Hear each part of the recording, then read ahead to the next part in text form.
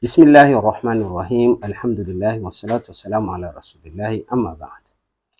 Insha Allah ta'ala androany indray tsika de resaka lohahevitra anankiray mahakasika ireo lalàna mifehy ny fifehezana. Zavatra ho resatsika androany insha Allah ta'ala dia ireo antony ahafahan'olona anankiray, antony ara-dalàna ahafahan'ny olona manapaka fifehezana na tsy manatanteraka ny fifehezana ao anatin'ny volana Ramadan. Zay antsoina amin'ny teny arabo izy hoe al-a'dharul mubiha li tarki as-siyam. Misy antony maromaro izy ireo zay mbola vao tantsaitsika eto, fa mialohan'izany ny tsara ho fantatratsika fa Allahu subhanahu wa ta'ala noho ny fitiavany manokana n'ireo mpanompony dia tsy nodidiny izy ireo amin'ny zavatra izay tsy vitany. Matoa Allah subhanahu wa ta'ala nandidy antsika amin'ny fanatanterahana zavatra anankiray dia fantatry ny Allah fa vitantsika le izy. Rehefa amin'ny fotoana tsy ahafahantsika manatanteraka azy dia omeny Allah subhanahu wa ta'ala alalana ihany koa tsika tsy hanatanteraka an'izany zavatra izany. Izany dia fitiavany Allah antsika manokana. Satria Allah subhanahu wa ta'ala raha mandidy antsika tsisy tombontsoan'ny Allah subhanahu wa ta'ala velively amin'ny fanatanterantsika le fanompona, fa le fanaovantsika le fanompona dia miverina amintsika ihany ny tombontsoa amin'izany zavatra izany. Tsisy tombontsoa azon'ny Allah rehefa manompo azy atsika, tsisy fahatiantoka ny Allah rehefa mikomy aminy atsika, ka noho izany indrindra tsy didiny Allah atsika hanao zavatra raha tsy hoe vitantsika ny fanatanterahana azy. Allah miteny agnatin'ny Qur'an la yukallifu Allahu nafsan illa wus'aha. Ary Allah subhanahu wa ta'ala dia nagnome rukhsa ihany koa zany na famelana ho an'ny ireo mpanompony zany amin'ny tsy fahavitany le zavatra noho ny fahasarotana amin'ny ny fanatanterahana azy. Misy règle fiqh miteny milaza manao hoe al-mashaqqatu tajlibu at-taysir. Zany hoe rehefa tratran'ny difficulté tanteraka ny olo anankiray zany de mitaky fagnamorana zay zavatra izay. Ka noho izany indrindra de misy ireto sokajin'olona ireto zany zay nomeny finoana Islam alalana afaka tsy mifehy rehefa tonga ny volana Ramadan. Voalohany amin'izany dia ireo olona marary. Ireo olona marary zany dia afaka manapaka fifehezana fa kosa tsy maintsy efainy izany andro tsy mifehezana izany. Zany dia andiny ao anatin'ny Qur'an Allah subhanahu wa ta'ala miteny hoe faman kana minkum maridan aw ala safarin fa'iddatun min ayamin ukhra. Zay olona nanatanteraka zay olona marary aminareo na nanatanteraka voyage dia aoka izy hanolo an'izany andro tsy mifehezana izany amin'ny andro hafa. Tafiditra anatin'izany ihany koa safar na ny voyage. Voyage zany rehefa nanatanteraka voyage ny olo anankiray zany dia afaka tsy mifehy izy amin'izay fotoana izay. Iverenao kely le aretina eto. Le aretina tiantsika ho lazaina eto zany dia ireo aretina izay mahatonga fahasarotana ho an'le olona marary ny fanatanterahana an'le fifehezana, na eritreretina mety hitombo be le aretina raha ohatra ka mifehy le olona zany. Ireo olona ireo zany nomeny finoana Islam alalana ifehy. Fa le aretina mevamevana kosa toy ny hoe mangotsikotsika kely zany le nifiny ohatra na somary tratratratran'ny sery kely le izy de fa atao excuse zay zavatra zay hoentina tsy hifehy zay zavatra zay araka ny voalazan'ireo manam-pahaizana dia tsy ahafahany manapaka le fifehezana. Fa le aretina zany hoe miteraka fahasarotana na eritreretina hampitombon'le aretina dia afaka tsy mifehy le olona amin'izay fotoana izay. Ary mety ho sakana ny finoana Islam mihitsy aza ny fanatanterahana le fifehezana raha ohatra ka tena hita le olona tena marary mihitsy nefa mamorose ny tegnany na tereny fotsiny zany ny tenany zany hanatanteraka fifehezana mba tsy hahatonga azy hanefa an'le fifehezana any aoriana. No tsy mety zay zavatra zay satria ny finoana Islam dia tsy nalefan'ny Allah hoentina hampijaliana ny mpanaraka azy. Ka raha hitanao zany tena marary be anao zany dia tsy afaka mifehy anao amin'izay fotoana zay voarara amin'ny finoana Islam ny fifehezana. Tahaka izay koa ny voyage. Rehefa mivoyage zany tsy voatery ianao hanapaka fifehezana rehefa mivoyage. Azonao atao ny mifehy rehefa mivoyage ary azonao atao ihany koa ny manapaka ny fifehezana.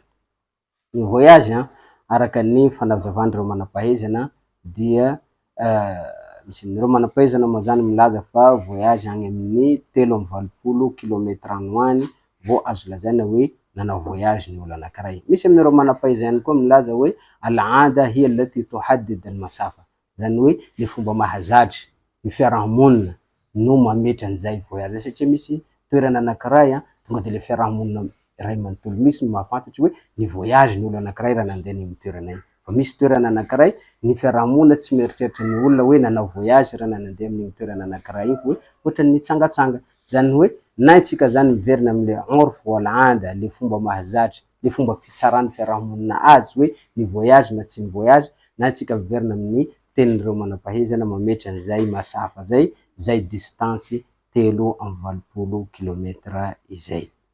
Eo amin'ny voyage araka ny voalazako teo zany de tsy voatery ny olo anankiray zany hanapaka fifehezana, afaka mifehy izy raha ohatra ka mahatsapa fa hoe tsisy olana amin'ny vatany zany na tsy miteraka fahasarotana ho azy ny fanatanterahana an'izany fifehezana izany.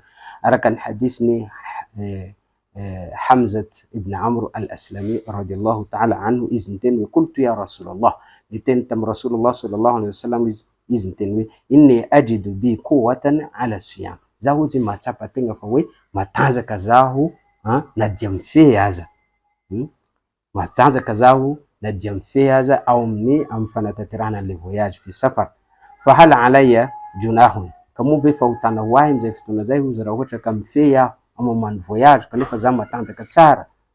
Faqala Rasulullah sallallahu alaihi wasallam hiya rukhsatu min Allah man akhadha biha fa hasanun wa man ahabba an yasuma fala junaha alayhi. Tenten'ny mpaminango sallallahu alaihi wasallam io izy karazana rukhsa, karazana fanomezana avy amin'ny Allah subhanahu wa ta'ala, ka ho an'ny olona zay nandray an'izay fanomezana zay izy dia tsara. Fa ho an'ny olona kosa mahita fa hoe te hifehy izy zany, manana fandriana hifehy fala junaha alayhi, sisy fahotana ho azy am'izay fotoana izay.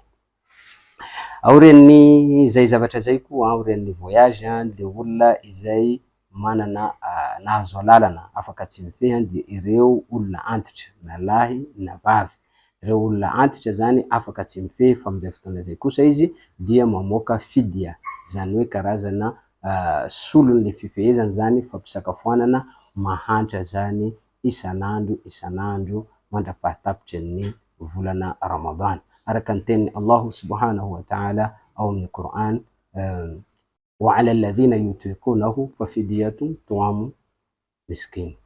Ho an'ny olona izay tsy afaka, tsy manana fahafana zany hifehy zany izy amin'ny fahalemena na tahaka zany de afaka mamoaka, tokony mamoaka fidia zany izy ho solon'le fifehezana. Le fidia zany de mampisakafo olona anao zany mahantra ray zany mandrapahatapitra ny fifehezana, na azo atao ihany koa ny mampisakafo an'ireo mahantra 3 ao anatin'ny andro anankiray ho solon'izany fifehezana izany.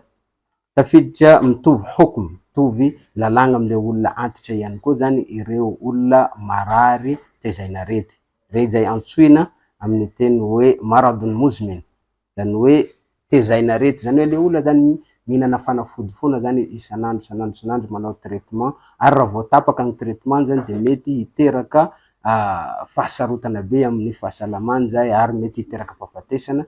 De ireo olona ireo zany nahazo lalana zany tsy hifehy fa ny lalàna mifehy azy am'izay fotoana zay de mitovy amin'ireo olona antitra ihany koa, tsy maintsy mamoaka sakafo isanandro.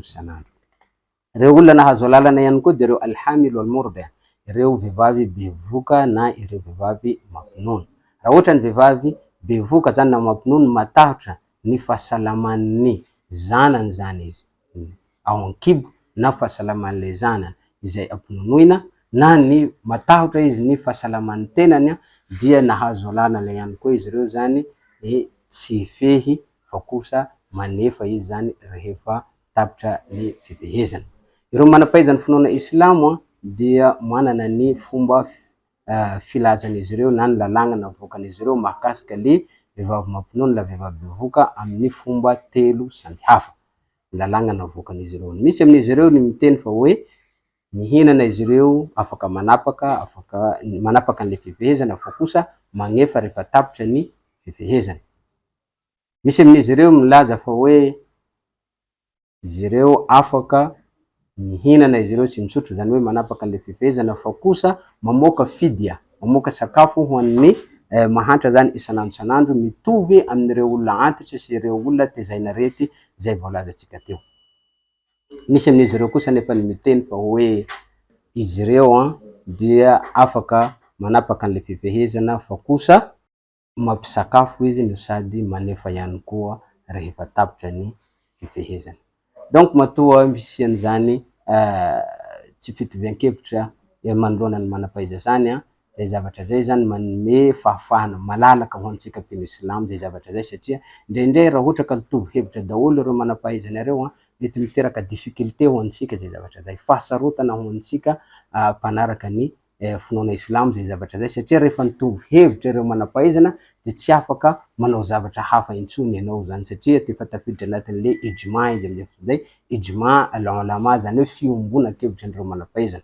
Rehefa niombo-kevitra ny manam-pahaizana dia lasa obligatoire amintsika le fanatanterahana azy. Ka nohon'izany dia karazana misy fahalalahana kely ho antsika zany le tsy fitovian-kevitra misy amin'izy ireo. Anjaratsika zany mieritreritra aiza zany no tokony ahafahantsika magnatanteraka ny ray amin'ireo lalàna anankitelo voalazan'ireo manam-pahaizana ireo.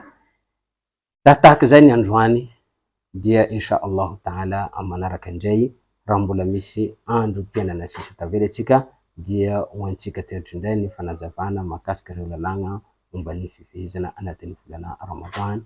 Wassalamu alaikum wa rahmatullahi wa barakatuh.